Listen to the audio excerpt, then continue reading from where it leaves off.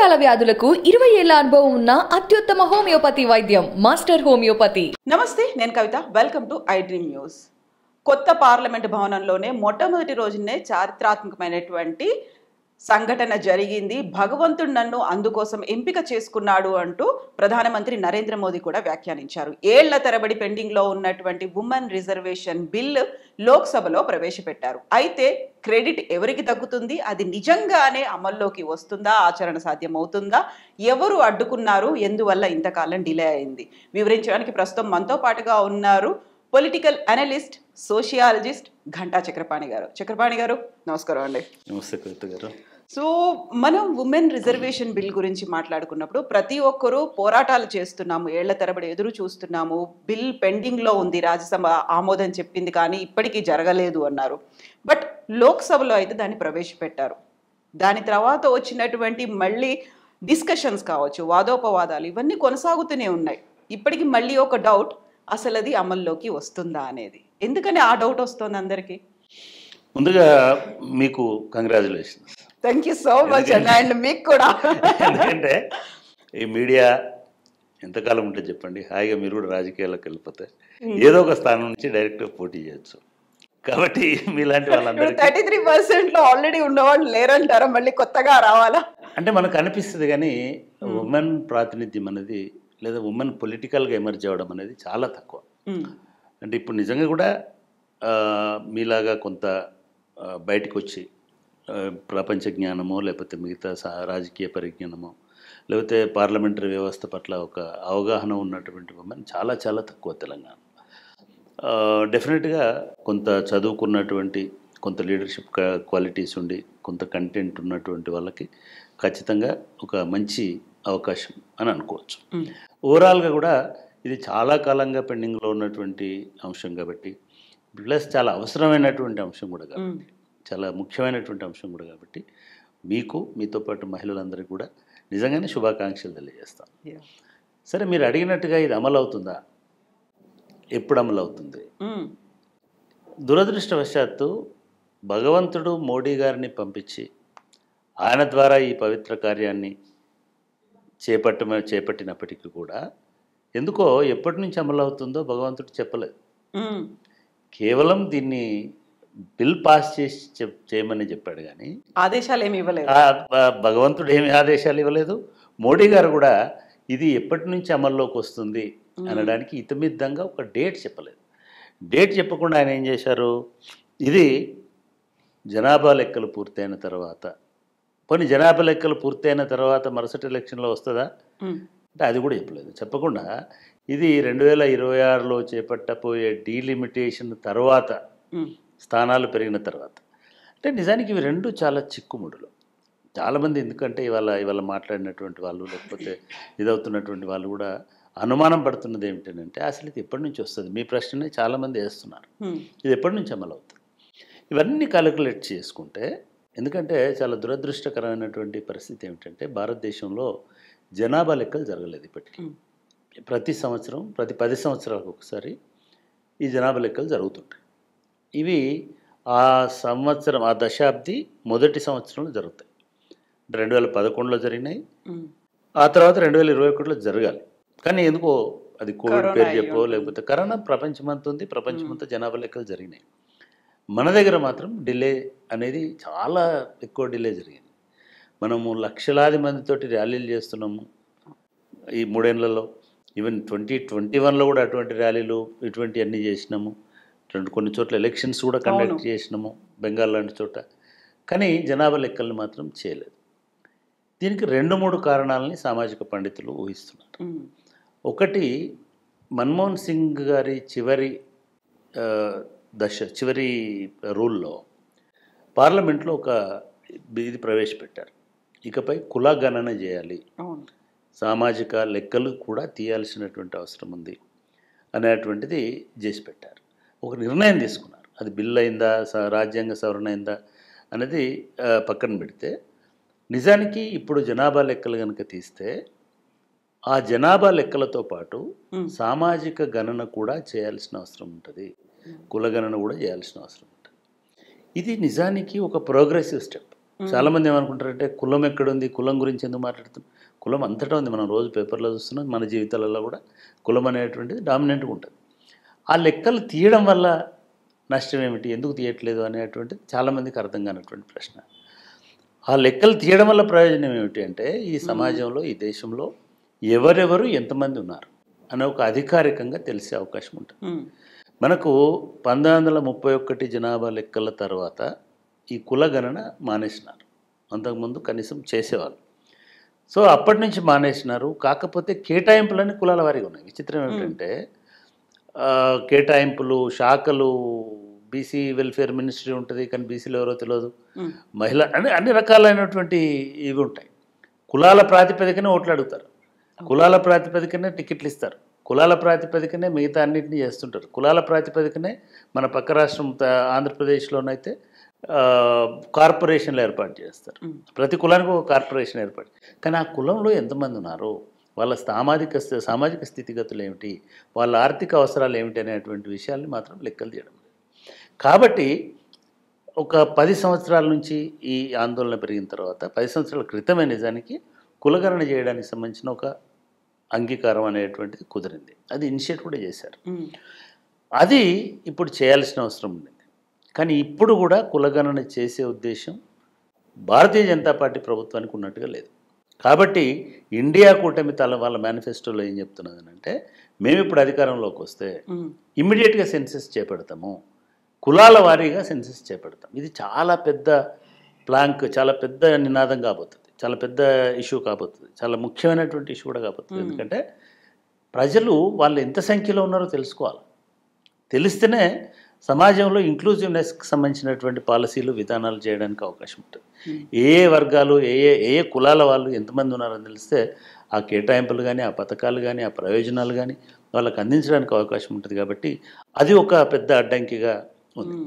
ఇవాళ ఈ కులగణనకు సంబంధించిన డిమాండు ఇండియా కూటమి నుంచే కాకుండా, వామపక్షాల నుంచే కాకుండా కొన్ని ప్రభుత్వాలు స్వయంగానే వాళ్ళు కులగణన చేసేస్తున్నారు. బీహార్ చేస్తున్నారు, తెలంగాణలో కూడా చేశారు. తెలంగాణ సమగ్ర కుటుంబ సర్వే అని సెప్టెంబర్ 25, 2014 నాడు ఒకటే రోజు టోటల్ రాష్ట్రం అంతా గవర్నమెంట్ వచ్చిన 1 మంత్లోనే 2 మంత్స్లోనే ఆ సర్వేని, ఆగస్టులోనే అనుకుంటా, ఆ సర్వే మొత్తాన్ని కంప్లీట్ చేశారు. ఆ డేటా అంతా ఉంది. కానీ ఎవరో కోర్టుకు వెళ్తారు ఏంటంటే ఇది ప్రామాణికం కాదు, ఇండియాలో ప్రామాణిక డేటా అంటే కేవలం సెన్సెస్ డేటానే.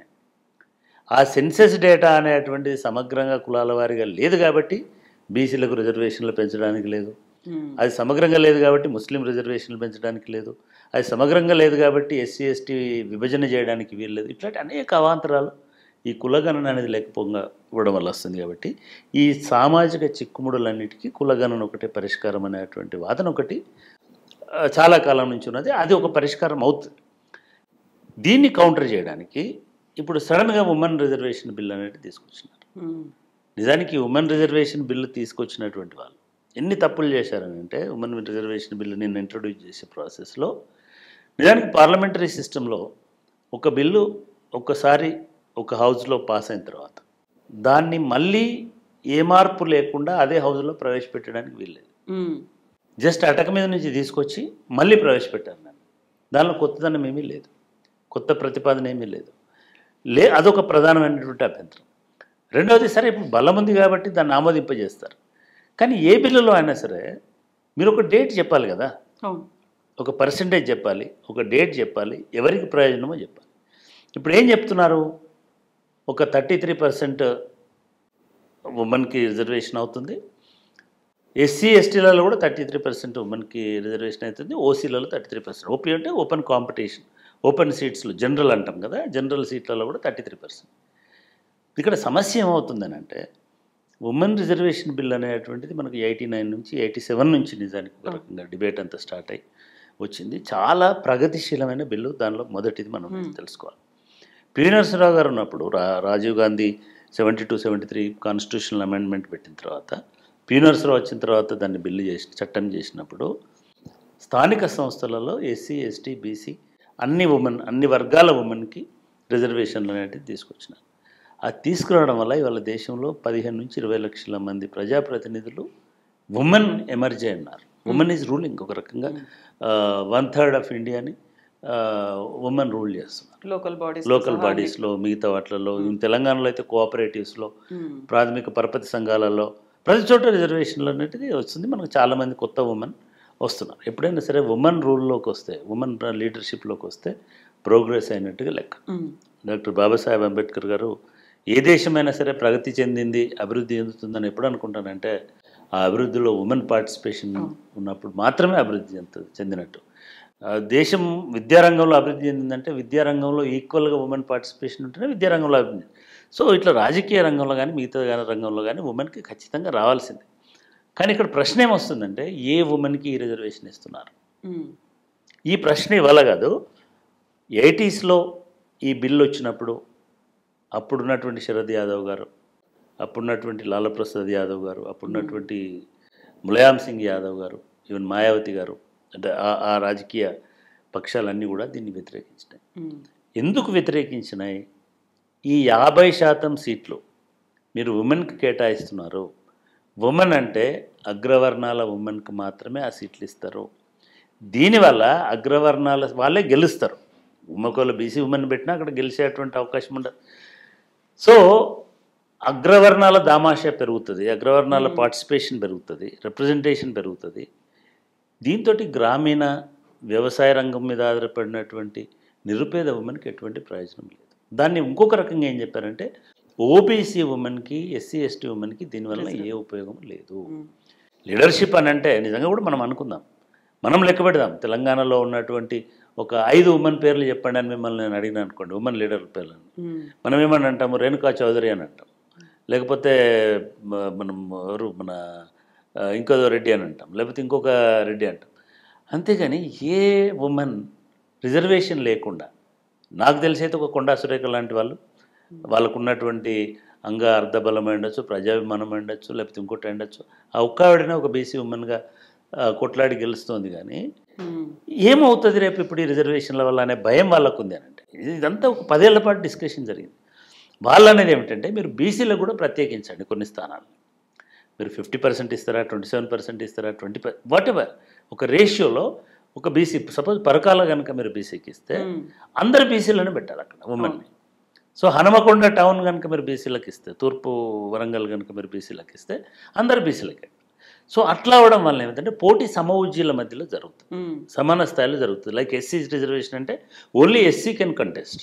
ఇప్పుడు ఏమవుతుంది, జనరల్ ఉమెన్ అనేసరికి ఆ జనరల్ ఉమెన్లో SC women, BC women contest అయ్యి కాంపీట్ అయ్యి గెలవడం అనేది సాధ్యం కాదు. ఎందుకంటే జనరల్ స్థానాలలో బీసీలు గెలవడం కూడా సాధ్యం అవుతలేదు.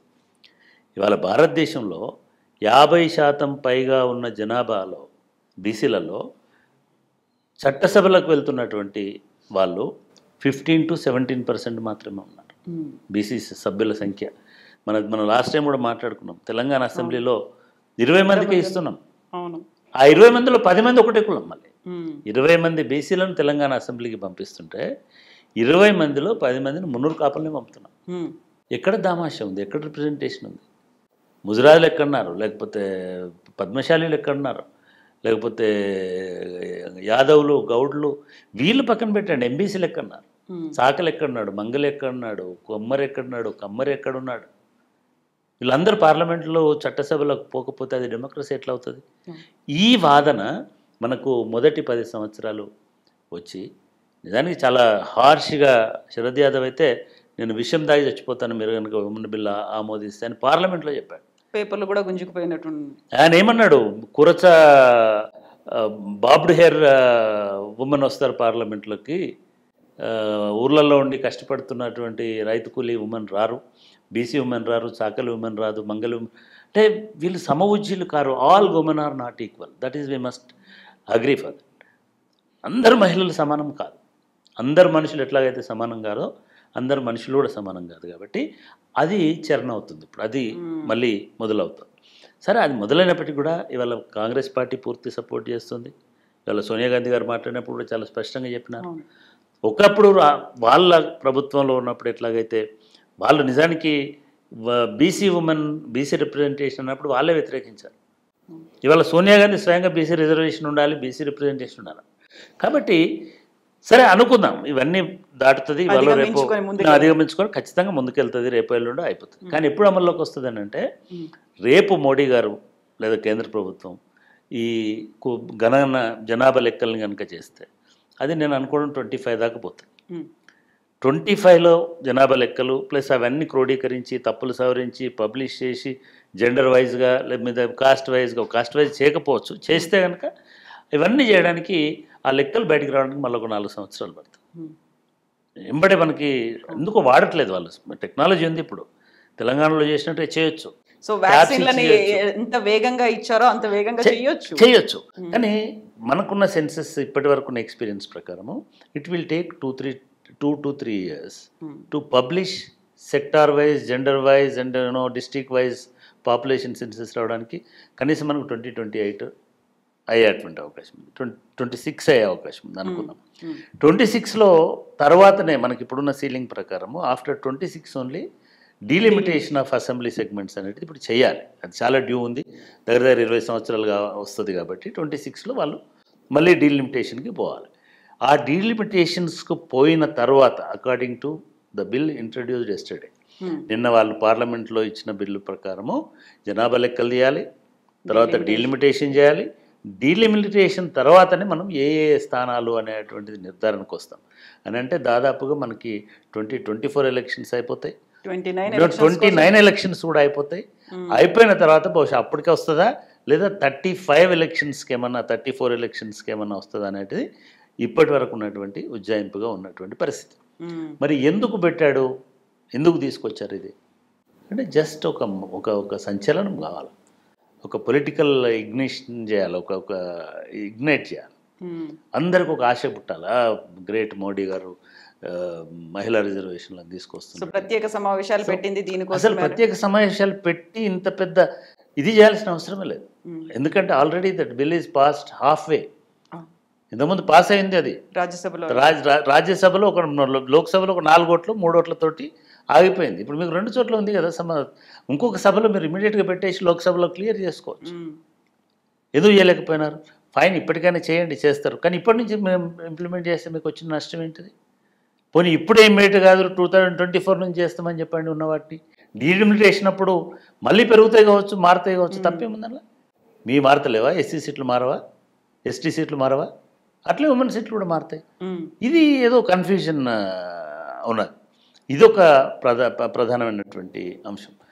మూడవది చాలామంది ఇప్పుడు ప్రపోజ్ చేస్తుందంటే దీనికి పరిష్కారం ఏమిటి అని అంటే, ఇప్పుడు జరుగుతున్నటువంటి సెన్సెస్లో ఇప్పుడు ఎట్లాగో సెన్సెస్ చేయలేము, మీరు కులాల వారీగా సెన్సెస్ చేయండి.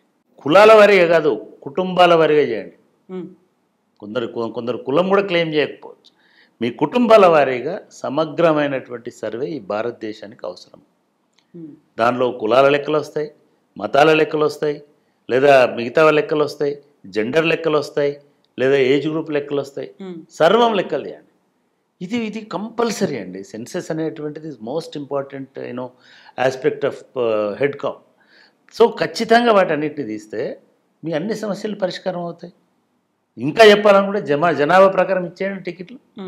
అసలు భారతదేశంలో శాశ్వతంగా దరిద్రం పోతుంది, ఈ గొడవలు ఉండవు, ఎవరికి వాడు నేను ఆధిపత్య కులం అనేది ఉండదు. ఎందుకంటే అందరూ ఈక్వల్గా రిప్రజెంటేషన్ వస్తుంది. నిజానికి చాలా దేశాలలో ఈ సిస్టమ్ ఉంది. ఈ డైవర్సిటీ అమలు చేస్తూ పాజిటివ్ డిస్క్రిమినేషన్ పాలసీస్ని తీసుకొస్తున్నటువంటి చాలామంది తెలియదు. అమెరికాలో కూడా ఉంది. అమెరికాలో ఎవరికి ఎంత ప్రాతినిధ్యం ఉండాలనేది ఉంది. మీరు ఒక యూనివర్సిటీలో సీట్లు కావాలని అనుకుంటే ఖచ్చితంగా అమెరికన్స్కి, బ్లాక్స్కి, ఈస్పనోస్కి, లేకపోతే మిగతా వాళ్ళకి, ఏషియన్స్కి, మన పిల్లలు కూడా బోల్డంత ఫెలోషిప్స్ ఇచ్చి తీసుకుపోతున్నారు. ఎందుకంటే డైవర్సిటీ అనేది ఒక ఇంపార్టెంట్ ప్రిన్సిపల్. ఇండియాలో కూడా ఈ హెడ్ కౌంట్ తెలిస్తే, మనుషులు ఎవరో తెలిస్తే, మతాలు ఏంటో తెలిస్తే, ఎవరి బలం ఎంత, ఎవరి బలహీనత ఎంతో తెలిస్తే హాయిగా ప్రజలందరూ ఎవరు ఏంటిది అనేది తెలుస్తుంది. ఒకటి. రెండోది, ప్రజలందరూ కూడా సమాన ప్రాతినిధ్యమే అండి. ఉమెన్ ఇస్తున్నారు. ఉమెన్లో బీసీ ఉమెన్ 50% ఉంటాడు చూడండి. ఎందుకంటే వాళ్ళు 50% ఉన్నారు కదా మినిమం. వాళ్ళ జనాభా 54% ఉన్నారు. 54 ఇచ్చేసేయండి. ఒక 18% 19% ఎస్సీ ఎస్టీలు తెలిసి 30% ఉన్నారు. ఇప్పుడు 28% ఉంటారు. వాళ్ళకి ఇచ్చేసేయండి, అయిపోయింది. ఖచ్చితంగా మళ్ళీ మీకు ఓసీ ఉమెన్ అనండి, లేకపోతే మిగతా వాళ్ళు అనండి, మైనారిటీలు ఉంటారు. ఆబ్వియస్గా మైనారిటీలకు రావాల్సింది వాళ్ళ షేర్ వాళ్ళకి రావాలి. అంటే న్యాయంగా ఎప్పుడైనా సరే న్యాయంగా కనుక మీరు సీట్ల పంపిణీ చేయాలంటే ఇది ఒక పెద్ద విప్లవం కాబోతుంది. ఆ పని చేస్తే మోడీ లాంటి ప్రధానమంత్రిని నిజంగానే దేవుడు పంపించినాడు, నిజంగానే దేవుడే ఈ తప్పుల్ని సరిదిద్దుతున్నాడు, దేవుడే ఒక సామాజిక న్యాయ దూతగా మోడీని ఎన్నుకున్నాడని నమ్మడానికి వీలవుతుంది. సనాతన ధర్మం గురించి చర్చ కూడా జరుగుతుంది కాబట్టి అక్కడ సమస్య పోతుంది అనుకోవచ్చు. అంటే అప్పుడు సామాజిక ధర్మం అనేది చాలా ప్రధానంగా అమలవుతుంది. సనాతన ధర్మం అనే దాని రిలవెన్స్ ఉండదు, ఎందుకంటే అందరూ సమాన ధర్మంలో ఉంటారు కాబట్టి. అటువంటి ఒక సామాజిక ధర్మానికి నాంది వేసిన వారిగా మోడీ చిరస్మరణీయుడు ఉంటాడు. అప్పుడు నమ్మొచ్చు దేవుడే పంపించినాడు ఈ న్యాయం చేయడం కోసం మోడీ గారిని ఎన్నుకున్నాడని కూడా అనుకోవచ్చు. సో అప్పటిదాకా అయితే ఇది కేవలం ఒక పొలిటికల్ గిమ్మిక్, లేకపోతే ఇంకోటి ఏదో చేయడానికి చూస్తున్నారు అనే దాంట్లోనే ఉంటుంది. అంటే నెక్స్ట్ వాళ్ళు క్లియర్గా దానిలో చెప్పిన దాని ప్రకారము నెక్స్ట్ 10 years లోపు, కనీసం నెక్స్ట్ 5 years లోపు సాధ్యమయ్యే పని కాదు. నెక్స్ట్ 5 years లోపు, 6 years లోపు, 5 years లోపు సాధ్యం కాకపోతే 2024 ఎలక్షన్లు కూడా అది వచ్చే అవకాశం లేదు. 29 ఎలక్షన్లోనే రావాలి. 29లో ఎలక్షన్లో వచ్చినప్పటికీ కూడా అప్పటికి ఇంకా కొన్ని సగం, మోర్ దాన్ సగం అసెంబ్లీలు 35 దాకా వెయిట్ చేయాలి. ఇమ్మీడియట్గా ఇప్పుడు ఎలక్షన్స్ అయిపోతే నెక్స్ట్ ఎలక్షన్స్ కూడా అందకపోతే ఆ రిజర్వేషన్లు ఎప్పుడు వస్తాయి? డిలిమిటేషన్ అనేది ఎప్పుడు వస్తుంది? నెక్స్ట్ అసెంబ్లీ 34 ఎలక్షన్స్కి అప్పటికి అన్ని దేశం అంతటా కూడా ఈ మహిళా రిజర్వేషన్లు వచ్చేటువంటి అవకాశం ఉంది. అంటే ఇంకొక 10 సంవత్సరాలకు పైన మనం వెయిట్ చేయాల్సినటువంటి పరిస్థితి ఇప్పుడున్నటువంటి దాని ఉంటుంది. దీన్ని వేగవంతం చేయాలంటే నిజంగానే నెక్స్ట్ 24 ఎలక్షన్స్ నుంచి మేము అమలు చేస్తామని చెప్తే తప్పేం లేదు. ఇప్పుడు మనకు తెలంగాణలో ఉన్న వాటిల్లో ఉన్న 119 కాన్స్టిట్యున్సీలలో ఆటోమేటిక్గా 33% ఇచ్చేస్తారు. లేదు రేపు పార్లమెంట్లోకి వచ్చేటువంటి 546 కాన్స్టిట్యున్సీలు, 540 పైన ఉన్న కాన్స్టిట్యున్సీలో 150 కాన్స్టిట్యున్సీలు, 200 కాన్స్టిట్యున్సీల దాకా ఇచ్చేస్తారు. అయిపోయింది, ఫైన్, తప్పేముంది? మళ్ళీ లిమిటేషన్ అప్పుడు కాన్స్టిట్యున్సీస్ పెరిగితే నెంబర్ పెరుగుతుంది. అంటే ఇదంతా ఒక రాజకీయం కదా. మహిళలకు ఏదో ఇస్తున్నట్టుగా చెప్పి ఒక చాలా కాలం గుదిబండలాగా ఉన్నటువంటి దాన్ని క్లియర్ చేస్తున్నామని చెప్పి, అయినా సరే ఎవరో ఒక ఎంపీ చెప్పినట్టుగా మీరు తాళాలు తీస్తున్నారు కానీ ఎంట్రీ ఇప్పుడే కాదు, వరండాలో ఉండండి, ఇంకొక 10 ఏళ్ల పాటు తర్వాత మిమ్మల్ని లోపలికి పోనిస్తాం అనడం అర్థం లేదు. ఇమ్మీడియట్గా చేయవచ్చు చేయాలని అనుకుంటే. లేదా రెండవది ఇంకా న్యాయంగా ఉండాలని అనుకుంటే సైమల్టేనియస్గా బీసీలను కూడా కౌంట్ చేసి వాళ్ళతో పాటు బీసీ రిజర్వేషన్, బీసీ ప్రాతినిధ్యం కూడా కల్పించడం అనేది నిజానికి న్యాయం. లేదు ఇది అది ఇమ్మీడియట్గా కాదనుకుంటే కూడా ఈ పెంచినటువంటి 50%లో, రిజర్వ్ చేస్తున్నటువంటి 33%లో ఒక 15% బీసీ ఉమెన్కి ఇవ్వండి. ఎందుకంటే ఎస్సీ ఉమెన్ వాళ్ళ కోటాలు వస్తారు. మీరు ఈ మిగతా జనరల్ స్థానాల్లో ఉన్నట్టు దానిలో అయితే మీరు 15% ఇవ్వాల్సిందే కదా. ఇంకా సోషియాలజిస్టులు ఏం లాజిక్ చెప్తున్నారంటే ఎస్సీలను ఎస్టీలను కూడా దానిలో ఇవ్వకండి, ఉమెన్ ఈజ్ ఉమెన్ కదా, మీరే చెప్తున్నారు కదా ఏ ఉమెన్ అయినా ఉమెన్ అని. మరి అట్లాంటప్పుడు సగం మీరు 33 ఎందుకు చేస్తారు? 50 చేసి వాళ్ళకి ఇచ్చేసేయండి. 50% అన్ని కులాల వాళ్ళకి ఇవ్వండి. దానిలో ఈ 50% రిజర్వేషన్లో 25 ఉమెన్కి ఇవ్వండి, మిగతా 12 ఎస్సీలకు వాళ్ళ కోటా ఇవ్వండి. అది నిజానికి న్యాయంగా ఉండేటువంటి అవకాశం ఉంటుంది అట్లయితే. ఎస్ అండి, థ్యాంక్ యూ సో మచ్.